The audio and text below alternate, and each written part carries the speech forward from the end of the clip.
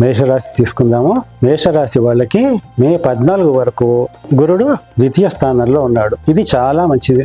గోచార శని ద్వాదశంలో ఉన్నాడు. మే 18 నుంచి రాహు ఏకాదశంలో వస్తాడు. మేషరాశి వాళ్ళకి మే 14 వరకు అనుకూల ఫలితాలు ఉంటాయి.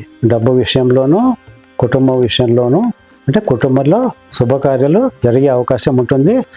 డబ్బు విషయంలో ఆందోళన ఉండదు. తర్వాత వీరి మాటకు విలువ పెరుగుతుంది.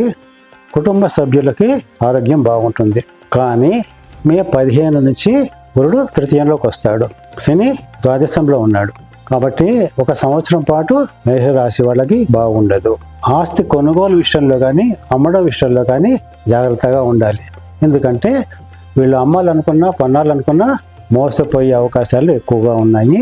తర్వాత ఈ రాశి వాళ్ళకి ఇష్టం లేని చోటికి బదిలీ అయ్యే అవకాశాలు ఎక్కువగా ఉన్నాయి. అనారోగ్యం చేస్తుంది. అకారణ వైరము, ఆకస్మిక ధన వ్యయము ఉంటాయి. శని ద్వాదశంలో ఉన్నందుకు ఏలినాటి శని ఎఫెక్ట్ బాగా ఉంది మేషరాశి వాళ్ళకి.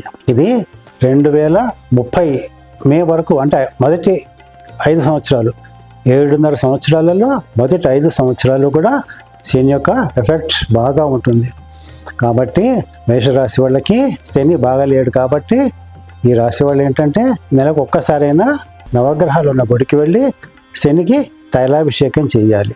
లేకపోతే ఏదైనా ఒక శనివారం నాడు నల్ల నువ్వులు దానం ఇవ్వాలి. వీలైతే రుద్రాభిషేకం చేయించుకోవాలి. ఇంకా స్తోమత ఉన్న వాళ్ళైతే శనికి 19,000 గ్రహ జపం చేయించుకుని నల్ల నువ్వులు దానం ఇవ్వాలి. అయితే మేషరాశి వాళ్ళకి ఆ ద్వాదశంలో శని ఉండడం వల్ల ఏంటంటే రహస్య శత్రువులు ఉంటారు. మిత్రులాగా కనిపించే వాళ్ళు మోసం చేయాలని ప్రయత్నం చేస్తూ ఉంటారు.